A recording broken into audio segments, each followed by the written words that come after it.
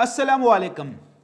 क्या आपको पता है कि आपका जो बॉडी टेम्परेचर है वो 37 डिग्री सेंटीग्रेड या फिर वो फ़ारेनहाइट में कोई 97 और 98 फ़ारेनहाइट तक मेंटेन कैसे रहता है।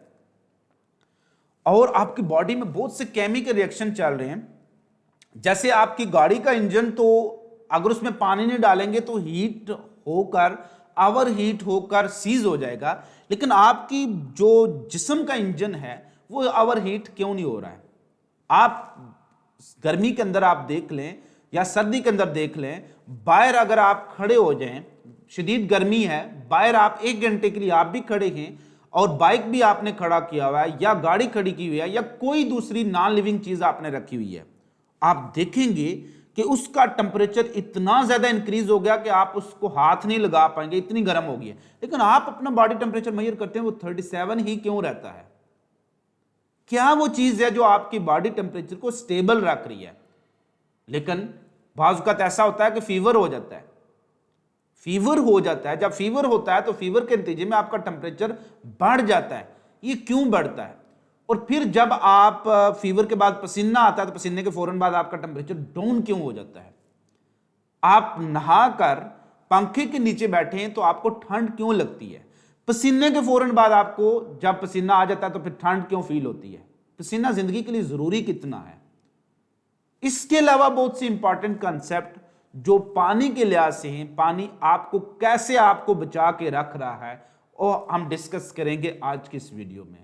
प्रीवियस वीडियो जो हम पार्ट 1 और पार्ट 2 डिस्कस कर चुके हैं, ये पार्ट 3 में उसका डिस्कस कर रहा हूं, जिसमें हम पानी की प्रॉपर्टीज को डिस्कस कर रहे हैं। पानी अपनी इन प्रॉपर्टीज की वजह से बहुत ज्यादा इंपॉर्टेंट है हमारी जिंदगी के लिए। तमाम लिविंग ऑर्गेनिज्म के लिए पानी बहुत जरूरी है। प्रीवियस वीडियो में हम डिटेल डिस्कस कर चुके हैं उसकी सॉल्वेंट प्रॉपर्टीज को। इस वीडियो में हम डिटेल डिस्कस करेंगे दो बड़ी प्रॉपर्टीज को, heat capacity and heat of vaporization. फिर एंड पर आखिरी वीडियो में पार्ट 4 में मैं डिस्कस करूंगा आयनाइजेशन ऑफ वाटर, प्रोटेक्शन और इसके अलावा कुछ इंफॉर्मेशन। सो स्टार्ट करते हैं हम हीट कैपेसिटी को। वो एक हर चीज की एक गुंजाइश होती है, कैपेसिटी होती है। जैसे आप किसी का सब्र चेक करना चाहते हैं ना, किसी की सब्र का भी क्या होती है, गुंजाइश होती है। आप उसको तंग करते रहें, तंग करते रहें, तंग करते रहें, बर्दाश्त करता रहेगा, बर्दाश्त करता रहेगा, बर्दाश्त करता रहेगा। आप ये चेक करना चाह रहे हैं उसकी बर्दाश्त की लिमिट कहां तक है, और तंग करें और उसको आप बुरे बुरे अलकाबात इस्तेमाल करें। एक पॉइंट ऐसा आ जाएगा जहां पर उसके सब्र की गुंजाइश या कैपेसिटी खत्म हो जाएगी, वो आगे से रिस्पांस शो करेगा, वो रिस्पॉन्ड करेगा। वो जहां जिस पॉइंट पर उसने अपने सब्र को खो दिया उसकी कैपेसिटी खत्म होगी। वो पॉइंट आपको समझ नहीं आया, मैं एक और पॉइंट आपको बताता हूं। से फॉर एग्जांपल, मैं इसके अंदर, ये मेरे पास एक गिलास है, इसमें पानी डालता जाता हूं। पहले मैं इसमें 5 ml पानी डालता हूं, फिर 5 डालता हूं, फिर 5 डालता हूं, फिर 5 डालता हूं। टोटल इसमें 50 ml मैंने पानी डाल दिया। मैंने 50 ml पानी डाल दिया, ये भर गया। मुझे कैसे पता चलेगा इसकी कैपेसिटी 50 ml लिया है? मैं नेक्स्ट 1 ml डालने की कोशिश करूंगा तो वो गिर जाएगा नीचे। वो क्या हो जाएगा? गिर जाएगा। तो हमने वो पॉइंट देखना, किस पॉइंट के बाद वो गिरना शुरू हो गया, पानी गिरना शुरू हो गया, तो वो इसकी क्या थी? वाटर कैपेसिटी थी, इस गिलास की वाटर कैपेसिटी। इसी तरह से मैं क्या करता हूं, इसी गिलास के अंदर 1 ग्राम पानी रखता हूं। इसी गिलास के अंदर 1 ग्राम पानी रखता हूं, इसको हीट दे रहा हूं। क्या दे रहा हूं? हीट दे रहा हूं। मैंने इस पानी को किस टेंपरेचर पर लिया हुआ है? 15 डिग्री पर। क्योंकि हर टेंपरेचर पर पानी को हीट को एब्जॉर्ब करने की सलाहियत डिफरेंट होती है। सो मैं क्या करता हूं कि इसके अंदर स्टैंडर्ड क्या रखा हुआ है? 1 ग्राम वाटर रखा हुआ है और उसका टेंपरेचर, इनिशियल टेंपरेचर कितना है? 15 डिग्री सेंटीग्रेड। इट्स मीन कि पानी के अंदर पहले हीट मौजूद है, जिसकी वजह से उसका टेंपरेचर कितना है? 15 डिग्री सेंटीग्रेड। अब हम देखेंगे कि इसके अंदर मजीद कितनी गुंजाइश है किसको? हीट को लेने की। मजीद कितनी गुंजाइश है हीट को एब्जॉर्ब करने की, तो मैं क्या करूंगा, इसको हीट देता जाऊंगा, हीट को मेजर करूंगा किस में, कैलोरीज में, हीट को मेजर करूंगा कैलोरीज। अब ये पानी हीट एब्जॉर्ब करता जाएगा, जितनी हीट एब्जॉर्ब करता जाएगा अपने टेम्परेचर इसका क्या था 15 डिग्री, इसको चेंज नहीं आने देगा। तो ये 1 ग्राम वाटर है, इसका इनिशियल टेम्परेचर 15 है, मैं इसको हीट देकर इसकी मजीद हीट कैपेसिटी चेक करना, इसमें कितनी हीट को समाने की मजीद गुंजाइश है, मैं इसको हीट दे रहा हूं, तो वो कैलोरीज मैंने देखनी है जिस कैलोरीज पर इसका टेम्परेचर चेंज हो गया। इट्स मीन कि जिस कैलोरीज पर इसका टेम्परेचर बदल गया वहां पर इसकी हीट की गुंजाइश खत्म हो गई, तो that capacity is called heat capacity. So वो कहता है कि वाटर, ये वेरी इंपॉर्टेंट शॉर्ट क्वेश्चन है, एमसीक्यूज है, लॉन्ग क्वेश्चन। अगर शॉर्ट क्वेश्चन में आता है तो आपने इसका इंट्रोडक्शन, बिल्कुल डेफिनेशन और इंपॉर्टेंस जरूर बतानी है। एमसीक्यूज भी इसमें से इसकी वैल्यू से मस्ट आते हैं। सो कहते हैं water has the great ability of absorbing heat, पानी के पास बहुत ज्यादा क्या है, एबिलिटी है। एबिलिटी को क्या कहेंगे, एबिलिटी को क्या कहेंगे, कैपेसिटी। और किसकी, एबिलिटी ऑफ एब्जॉर्बिंग हीट, तो वो क्या हो जाएगी, heat capacity with minimum of change in its own temperature. ये वो रीजन होगी कि खाली बर्तन को अगर आप आग पर रखेंगे और बर्तन के अंदर पानी डाल के आग पर रखेंगे, कौन सा बर्तन जल्दी गर्म हो जाएगा, जो खाली है, चूंकि इसमें पानी नहीं है। जिसमें पानी होगा वो हीट को एब्जॉर्ब कर लेगा और उसको गर्म नहीं आने देगा, स्लोली गर्म होगा। तो ये डेली लाइफ में इसकी इंपॉर्टेंस है। This is because much of the energy is used to break hydrogen bond, क्योंकि ये हीट किस में एब्जॉर्ब हो जाती है, ये बॉन्ड में एब्जॉर्ब हो जाती है, और जब तक बॉन्ड सलामत है ना, वो हीट को एब्जॉर्ब करती रहेंगी और टेम्परेचर को इतना बढ़ने नहीं देंगी। Water thus work as a temperature stabilizer for organism in the environment. आपके ब्रेन में सबसे ज्यादा केमिकल रिएक्शन हो रहे हैं, सबसे ज्यादा ब्रेन एनर्जी यूज करता है इन फॉर्म ऑफ एटीपी, क्योंकि वो एटीपी उसके सोडियम पोटेशियम पंप जो नर्व इंपल्स में इन्वॉल्व होते हैं उसके लिए जरूरी होती है।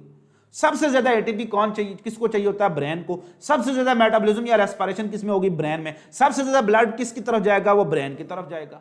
सबसे ज्यादा पानी किस में होगा, ब्रेन में। क्यों, क्योंकि सबसे ज्यादा हीट भी कहां पैदा होगी, दिमाग में। दिमाग गर्म हो गया ना तो फिर मसला गड़बड़ हो जाएगा। सबसे ज्यादा रिएक्शन ब्रेन में हो रहे हैं, सबसे ज्यादा ऑक्सीडेशन किस में हो रही है, ब्रेन में। सबसे ज्यादा हीट किस में निकलेगी, ब्रेन में। वो हीट अगर एब्जॉर्ब ना की जाए तो ब्रेन का टेम्परेचर क्या हो गया, बढ़ गया, 37 से 38 39 हो गया, एंजाइम डीनेचर हो जाएंगी, डेथ हो जाएगी ओवर हीट की वजह से। इसलिए हीट शॉक में आप देखें ना, बच्चा बीमार होता है, जब उसका टेम्परेचर 102 का हो जाता है, डॉक्टर कहते हैं यहां पर पट्टियां रखें, यहां पर पट्टियां रखें। क्यों, दिमाग को गर्म नहीं आने देना। आपकी टांग जल भी जाए ना तो नुकसान नहीं है, लेकिन दिमाग थोड़ा सा हीट हो गया ना तो आपकी डेथ हो सकती है।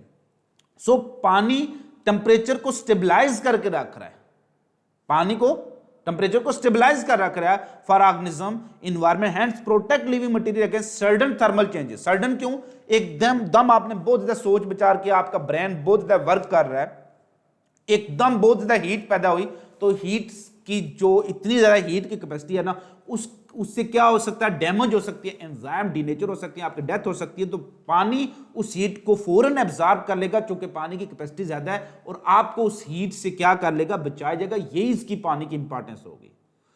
डेफिनेशन क्या है, यही मैंने आपने डिस्कस कर चुका हूं कि मेरे पास एक केटल के अंदर 1 ग्राम पानी है, जो उसका इनिशियल टेम्परेचर 15 डिग्री जरूरी है। बेटा ये रेफरेंस टेम्परेचर इसलिए रखा जाता है क्योंकि हर टेम्परेचर पर पानी डिफरेंट हीट एब्जॉर्ब करता है। पानी अगर 99 डिग्री पर पहले से है तो वो डिफरेंट हीट एब्जॉर्ब करेगा। पानी अगर वो आइस कोल्ड है तो फिर वो और ज्यादा हीट एब्जॉर्ब करेगा। इसलिए हमने स्टैंडर्ड वैल्यू 15 डिग्री रखी है कि 15 डिग्री पर कितनी हीट उसको चाहिए होती है। तो specific heat capacity of water क्या है, द नंबर ऑफ कैलोरीज, यानी heat required, number of calories, कितनी आप इसको हीट दे रहे हैं, number of calories required to raise the temperature, पानी को इंक्रीज करना। 1 ग्राम ऑफ वाटर फ्रॉम कितना, शुरू में कितना था 15 to 60, यहां से आपको कैपेसिटी पता चलेगी ना, क्योंकि उसके पास इतनी कैपेसिटी है कि वो हीट टेम्परेचर को चेंज नहीं आने देगा। Water has a maximum capacity to absorb maximum heat with minimum of change in its own temperature. तो यूजुअली पानी अपने टेम्परेचर को चेंज नहीं आने देगा। जहां पर पानी का टेम्परेचर, जिस कैलोरीज पर पानी का टेम्परेचर चेंज हो गया वहां पर उसकी कैपेसिटी खत्म होगी। सो वो हमने कैलोरीज चेक करनी है जिन कैलोरीज के बाद पानी का टेम्परेचर क्या हो गया, चेंज हो गया। तो उसकी वैल्यू क्या है, 1 कैलोरीज पर ग्राम, यानी 1 ग्राम पानी के लिए 1 कैलोरी चाहिए होती है तो उसके टेम्परेचर को 15 से 16 1 डिग्री इंक्रीज करने के लिए। ठीक है, तो amount of heat required, amount of heat unit किसमें, in calories, required to change the temperature of 1 gram of water from 15 to 60 by 1 degree। तो दिस इज कॉल्ड 1 डिग्री बढ़ाना है आपने, ठीक है, एक से ज्यादा नहीं, क्योंकि उसके लिए हीट डिफरेंट वैल्यू होगी। तो इसकी वैल्यू एमसीक्यू में आ सकती है 1 कैलोरी जो होती है वो 4.1 जूल्स के इक्वल होती है। हीट कैपेसिटी की इंपॉर्टेंस क्या है, इंपॉर्टेंस इसकी यही है जो हम ऑलरेडी डिस्कस कर चुके हैं। हीट कैपेसिटी की इंपॉर्टेंस कि water thus act as a temperature stabilizer for the organism. क्यों, टेम्परेचर स्टेबलाइजर के तौर पर काम कर रहा है, टेम्परेचर को बढ़ने नहीं दे रहा है। क्योंकि जो हीट आपको मिल रही है, आप धूप में खड़े हैं, सारी हीट एब्जॉर्ब कर रही है आपकी बॉडी, और आप वो सारी हीट किस में चली जा रही है, पानी में, और आपका बॉडी टेम्परेचर कितना पड़ा हुआ है, 37 डिग्री पर मेंटेन है। तो this thermostability of our body is because of water, which capacity, heat capacity. So protect करता है living material against thermal changes को। हीट ऑफ वेपराइजेशन, अब जहां पर पानी, से फॉर एग्जांपल मेरी बॉडी में टोटल पानी क्या 1 लीटर है, 1 लीटर में कितने ml होते हैं, 1000 ml होते हैं। मैं धूप में खड़ा रहा हूं, पानी ने क्या किया, हीट एब्जॉर्ब करता गया करता गया करता गया, मेरा बॉडी टेम्परेचर 37 तक ही रहा, टेम्परेचर चेंज नहीं हुआ। तो ये किस वजह से था, this is called temperature stabilization, और this is because of heat capacity. जहां हीट कैपेसिटी खत्म होगी, जहां पानी की कैपेसिटी खत्म होगी, तो पानी, वही जो पानी का टेम्परेचर 37 डिग्री से कितना हो जाएगा, 38 डिग्री बढ़ गया, हम कहते हैं फीवर हो गया, बुखार हो गया, आपका टेम्परेचर बढ़ गया, स्टिल पानी ने आपका साथ नहीं छोड़ा, उसकी कैपेसिटी खत्म होगी, उसने हर मुमकिन कोशिश किया कि आपके बॉडी टेम्परेचर ना बढ़े, लेकिन बढ़ गया, उसकी कैपेसिटी खत्म हो गई, उस वहां पर हिम्मत आ गया, उसकी दूसरी प्रॉपर्टी जन्म लेती है, उसने अपनी दूसरी प्रॉपर्टी की मदद से फिर आपकी मदद की है। थर्मो रेगुलेशन पढ़ते ना, to maintain a constant body temperature. तो हीट कैपेसिटी और हीट ऑफ वेपराइजेशन की वजह से पानी थर्मो रेगुलेशन का काम कर रहा है, तो थर्मो स्टेबलाइजेशन कर रहा है हीट कैपेसिटी की वजह से, और रेगुलेशन कर रहा है हीट ऑफ वेपराइजेशन। आपका टेम्परेचर 38 हो गया, फौरन क्या होगा, से फॉर एग्जांपल आपकी बॉडी में ये पानी के मॉलिक्यूल हैं, ये एक बड़ा मॉलिक्यूल है, ये छोटे छोटे बड़ा मॉलिक्यूल मैंने इसलिए बनाया, ये बेचारा जो है ना, इसकी हीट बहुत ज्यादा बढ़ गई है, इसके बाद एनर्जी बहुत ज्यादा आ गई है।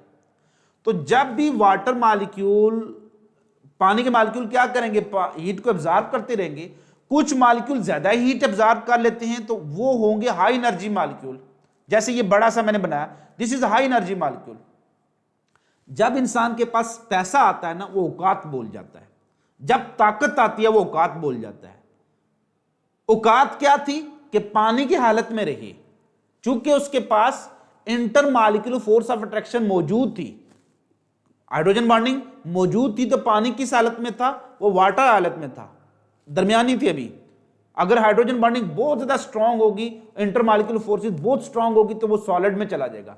लेकिन बाद आपने उसको हीट दी, तो कुछ मॉलिक्यूल ने क्या किया, हीट बहुत ज्यादा ले ली, और उन मॉलिक्यूल को जैसे आपका टेम्परेचर बढ़कर कितना हो गया, 38 डिग्री हो गया। ये कुछ ही मॉलिक्यूल हैं जिसने आपके बॉडी में कलबली मचाई हुई है और आपका टेम्परेचर बढ़ा दिया, पानी के कुछ ही मॉलिक्यूल हैं। जब इंसान के पास पैसा आता है ना, वो बगावत करता है, बगावत अपनी फैमिली से की, उसने अपने तमाम लोगों से की, वो चलता है मैं हवाओं में उड़ रहा हूं। तो यहां पर भी पानी के वो मॉलिक्यूल बगावत करेंगे। बगावत क्या कर रहे हैं, वो कौन सी रिबेलियन कर रहे हैं, वो इंटरमॉलिक्यूलर फोर्स ऑफ अट्रैक्शन तोड़ देते हैं। तो जब तक फोर्स मौजूद थी तो वो लिक्विड हालत में थे, जब इंटरमॉलिक्यूलर फोर्सेस ऑफ अट्रैक्शन खत्म हो गए तो वो कौन सी स्टेट ऑफ मैटर जन्म लेती है, गैस स्टेट, और gaseous state of water is called vapour. तो हमने देखना है किस हीट पर कितनी कैलोरीज चाहिए पानी को, किस स्टेज से, लिक्विड स्टेट से किस में कन्वर्ट करने में, वेपर स्टेट में, इसको कहेंगे हीट ऑफ वेपराइजेशन। तो इसमें भी हम वही रेफरेंस रख लेते हैं, 1 ग्राम वाटर लेते हैं, 1 ग्राम वाटर, इसी ग्लास के अंदर 1 ग्राम पानी लेता हूं, मैं इसको हीट दे रहा हूं। पहले क्या होगा, इसकी कैपेसिटी, हीट कैपेसिटी काम करेगी तो पानी का टेम्परेचर बढ़ेगा नहीं, लेकिन कैपेसिटी खत्म होगी तो पानी आस्ता आस्ता गर्म होना शुरू हो जाएगा।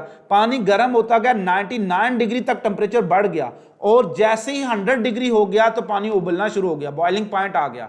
अब कुछ मॉलिक्यूल आप देखें वेपर बन के उड़ रहे होते हैं, वो मॉलिक्यूल जिनके पास एनर्जी बहुत ज्यादा आ गई है ना, उन्होंने टेम्परेचर बढ़ा रहे हैं। एक बार उबाला आता है, पानी नीचे गिरता है, वेपर ऊपर आते हैं, फिर थोड़ा सा नीचे आ जाता है, पानी चाय नीचे आ जाती है। अब वो पानी के मॉलिक्यूल जिनकी एनर्जी बहुत ज्यादा हो गई थी ना, वो inter molecule force of attraction पानी से तोड़ देंगे और वो गैसियस स्टेट में जाएंगे। तो वही 1 ग्राम पानी को कितनी हीट दी कि वो पानी से वेपर स्टेट में कन्वर्ट हो गया, इसको हम कहेंगे हीट ऑफ वेपराइजेशन। इसको क्या कहेंगे? Heat of vaporization. So heat of vaporization की एक डेफिनेशन जो बुक ने की है उसको कि heat of vaporization is express as calories absorb, कितनी कैलोरी रिक्वायर्ड है या एब्जॉर्ब है पर ग्राम वाटर वेपराइज, यानी 1 ग्राम पानी को वेपर में कन्वर्ट करने के लिए कितनी हीट रिक्वायर्ड थी। या फिर amount of heat required to convert 1 gram of water from liquid state to vapour state, तो इसको कहेंगे हीट ऑफ वेपराइजेशन। और अगर आप 1 ग्राम के बजाय 1 मोल कहेंगे तो वो मोलर हीट ऑफ वेपराइजेशन होगी, केमिस्ट्री में आप पढ़ते हैं उसको। अब 2 in 1 डेफिनेशन बताता हूं आपको, very important. Amount of heat required to increase the temperature of 1 gram of water from 15 to 16 degree in bracket by 1 degree, this is called heat capacity, and amount of heat required to convert 1 gram of water into vapor is called heat of vaporization। तो 1 ही ग्राम पानी को कितनी heat दे रहे हैं कि उसका temperature 1 degree change करें, वो हीट कैपेसिटी है, और कितनी हीट उसको चाहिए कि उसको आप लिक्विड से वेपर स्टेट में टेम्परेचर चेंज होता जाएगा, वो पानी का टेम्परेचर बढ़ता रहेगा, और कहां पर वो उबलकर उसमें से वाटर वेपर में कन्वर्ट हो जाए, उसको क्या कहेंगे? Heat of vaporization. अब इसकी जो हम पानी को ग्राम से किस में कन्वर्ट कर लेते हैं? किलोग्राम में। तो कैलोरीज को भी किस में कन्वर्ट करेंगे? Kilo calories. इट मीन कि 1 किलोग्राम पानी कितनी हीट एब्जॉर्ब करेगा? 574 किलो कैलोरीज रिक्वायर हो। तो ये वैल्यू एमसीक्यूज में आ सकती है। What is the value of heat of vaporization? तो ये जो हीट ऑफ वेपराइजेशन की वैल्यू है ना, ये किलो कैलोरीज पर केजी में है, लेकिन हीट कैपेसिटी की वैल्यू किस में दी हुई है? वो ग्राम पर, जो कैलोरीज पर ग्राम में है। इसकी इंपॉर्टेंस क्या है? Water absorb much heat as it change from liquid to gas. आसान नहीं है, लिक्विड से गैस में कन्वर्ट करने में काफी देर तक चूल्हे पर आप पानी को रखते हैं, फिर उबलना शुरू होता है। तो लिक्विड से गैस में कन्वर्ट होने के लिए इसको बहुत ज्यादा हीट चाहिए होती है। It play important role in regulation of heat by oxidation. अब वो जो इतनी ज्यादा हीट आपकी बॉडी में पैदा हुई, जिसकी वजह से आपका बॉडी टेम्परेचर कितना हो गया था? 37 से 38। से फॉर एग्जांपल पानी कितना था? 1000 ml था। अब हम कहते हैं कि सिर्फ 1000 ml में से 2 ml अगर पानी किस में चला गया? वेपर स्टेट में चला गया। ये वो 2 ml वो पानी के मॉलिक्यूल हैं जिन्होंने खलबली मचाई थी, जिनकी टेम्परेचर बहुत ज्यादा था, जिनकी वजह से पानी का टेम्परेचर बढ़ गया था। तो पानी के वो हाई एनर्जी मॉलिक्यूल जिनकी वजह से पानी की कैपेसिटी खत्म हो गई थी और टेम्परेचर 37 से 38 तक बढ़ गया, तो वो हाई एनर्जी मॉलिक्यूल थे। वो हाई एनर्जी मॉलिक्यूल कितने थे? 2 ml थे। किस में? 1000 में। तो वो किस में चले गए? वेपर स्टेट में। तो जब सारे हाई एनर्जी मॉलिक्यूल निकल गए तो पीछे क्या रह गए? Low energy molecule. तो टेम्परेचर वापस क्या हो जाएगा? डिक्रीज हो जाएगा 1 डिग्री। तो पसीने के बाद आपको ठंड इसलिए लगती है, क्योंकि जब पसीना आता है ना तो पानी वेपर में कन्वर्ट हो जाता है और वेपर बन के बाहर निकल जाता है। वो कौन सा पानी वेपर में कन्वर्ट हो गया? वो हाई एनर्जी मॉलिक्यूल। और जब हाई एनर्जी मॉलिक्यूल बाहर निकल जाएंगे तो पीछे क्या रह जाते हैं? Low energy molecule. तो आपका टेम्परेचर वापस डाउन हो जाता है। तो ये केमिस्ट्री में भी अक्सर क्वेश्चन आता है कि why we feel cooling after taking bath and sitting under a fan. तो पंखा, हवा जब भी आप लगाते हैं तो हवा की वजह से, इस वजह से हमें ठंड लगती है, क्योंकि हवा उसमें से हाई एनर्जी मॉलिक्यूल निकाल लेती है, तो आपको ठंड फील हो रही होती है। सो नेक्स्ट ये क्वेश्चन आ सकता है बेटा कि what it play an important role regulation of heat by oxidation. So water act as a temperature regulator because of heat of vaporization and it provide cooling effect. Book में clear लिखा होता है कि evaporation of only 2 ml of water, कि सिर्फ 2 ml पानी evaporate हुआ किस में से? 1000 ml में से, 1 लीटर में से। 1 लीटर में से सिर्फ 2 ml पानी किस में कन्वर्ट हो गया? वेपर में। तो पीछे पानी कितना रह गया? 998 ml। तो उसका टेम्परेचर कितने डिग्री कम हो जाता है? 1 डिग्री। तो क्या हो जाएगी? कूलिंग हो जाएगी। 38 से वापस कितना हो गया? 37। तो पानी चेंज हुआ था, आपका बॉडी टेम्परेचर बॉडी टेम्परेचर क्या हुआ था, चेंज हुआ था। तो चेंज होने की वजह से आपका टेम्परेचर क्या हो गया, जो बढ़ गया, तो वापस पानी किस में कन्वर्ट हो गया, वेपर में। तो वेपराइजेशन हुई, तो वो हाई एनर्जी मॉलिक्यूल बाहर निकल गए, तो आपको क्या मिली, कूलिंग। तो water provide cooling effect to plant when it is transpire and animal when it is perspire. So conversion of water into vapour is called evaporation. Conversion evaporation या conversion of water into vapour from aerial part of leaf, तो फिर transpiration. तो evaporation अगर plant में है तो उसको transpiration कहते हैं, और अगर एनिमल में तो उसको परस्पायरेशन या पसीना कहते हैं। तो which one the following process provide cooling, तो ऑल ऑफ अबव। तो ये एमसीक्यू से पूछे जा सकते हैं। सो यही चीज डिस्कस किया कि evaporation of only 2 ml of water from 1000 ml lower the temperature of remaining 998 water bye 1 degree. तो इस तरह से पानी इंपॉर्टेंट रोल प्ले करता है थर्मो रेगुलेशन में। It provide cooling effect to plant, ये प्लांट को कूलिंग इफेक्ट प्रोवाइड करता है व्हेन वाटर इज ट्रांसपायर, जब प्लांट में ट्रांसपायरेशन होती है तो कूलिंग मिलती है। और to animal when it is perspired, जब एनिमल में पसीना आता है। तो evaporation of water in plant is called transpiration, अगर वो एरियल पार्ट से हो रही है, लीफ से हो रही है। और अगर एवापोरेशन ऑफ वाटर इंसान या एनिमल में हो रही है तो इसको क्या कहते हैं, स्वेटिंग या परस्पायरेशन। तो thank you for watching. Next जो वीडियो होगी उसमें हम डिटेल डिस्कस करेंगे बाकी जो 2 प्रॉपर्टीज हैं। आपसे मुलाकात होगी नेक्स्ट वीडियो के साथ। अपना बहुत ज़्यादा ख्याल रखिएगा। फी अमानिल्लाह।